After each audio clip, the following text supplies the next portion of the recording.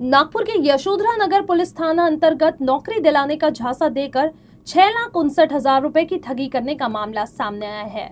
Police ने शिकायत और प्राथमिक जांच के आधार पर 2 आरोपियों के खिलाफ धोखाधड़ी का प्रकरण दर्ज कर आगे की जांच शुरू कर दी है। प्राप्त जानकारी के अनुसार मासूम अपने घर के बाहर अन्य बच्चों के साथ खेल रहा था। शाम करीब 5 बजे जब परिवार ने उसे देखा तो वो वहां मौजूद नहीं था। परिजनों ने आसपास काफी तलाश की, लेकिन बच्चे का कोई सुराग नहीं मिला।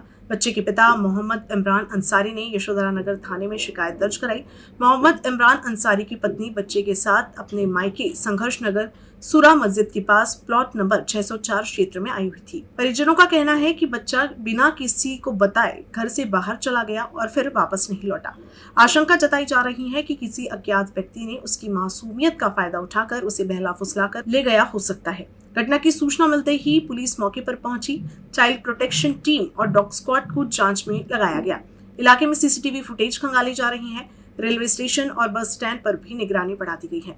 फिलहाल पुलिस हर एंगल से जांच कर रही है और अपहरण की संभावना से भी इनकार नहीं किया गया है। मासूम के लापता होने से परिवार का रो रो कर बुरा हाल है। इलाके में दहशत का माहौल है और स्थानीय नागरिकों में चिंता व आक्रोश दोनों देखा जा रहे हैं। यदि किसी व्यक्ति को मासूम मोहम्मद कोनेन अंसारी के बारे में कोई भी जानकारी मिले तो तत्काल तकनीकी पुलिस स्टेशन या यशोधरा नगर थाने से संपर्क करे।